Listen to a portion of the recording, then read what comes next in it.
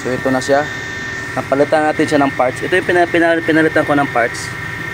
Ayan siya. Ito yung bank 1. Ito yung bank 2.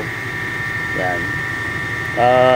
Ang binigay nung mayari, medyo surplus yung binigay niya. So, ito yung luma niya. Tapos yung tensioner natin na dalawa. Yan, dalawa yan. Bago na to. Ano to siya? Hindi siya surplus ang binili. Pinabili ko siya ng brand new. Yung dalawang yan. Yan.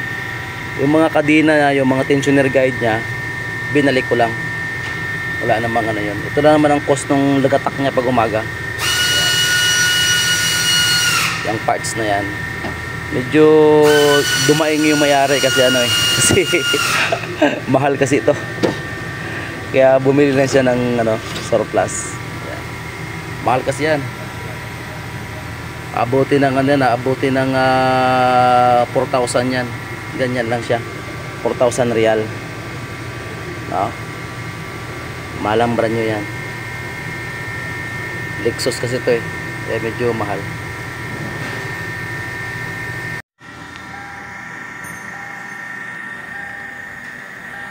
Panda rin natin siya 2013 na Lexus. Kaya ng umaga pinaandar ko na to. Nakaandar na siya almost 5 minutes na. So kaya ng umaga ayos, wala siyang lagatak. No? Pag umaga wala siyang lagatak. So, paandar natin ulit. Pakinggan natin yung makina.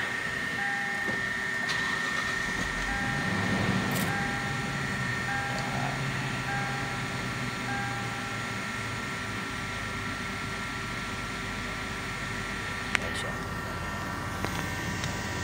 Yan ang dashboard natin. Wala lang gasolina na naman.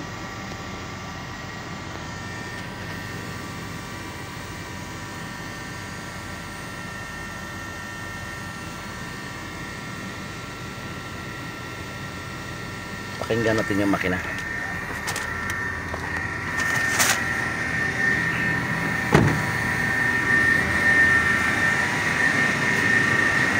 Yan.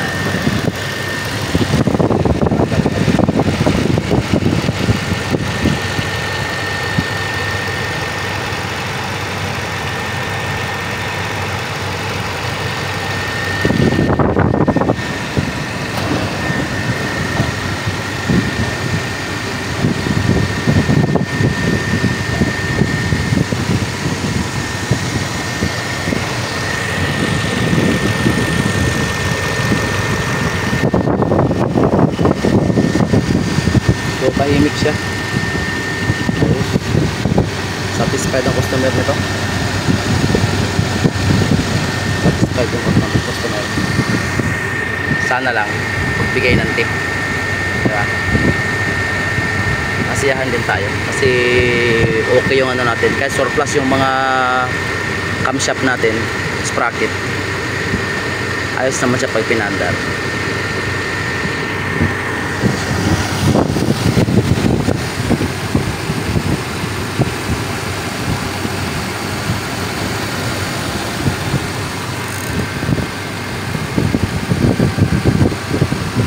Tahimik.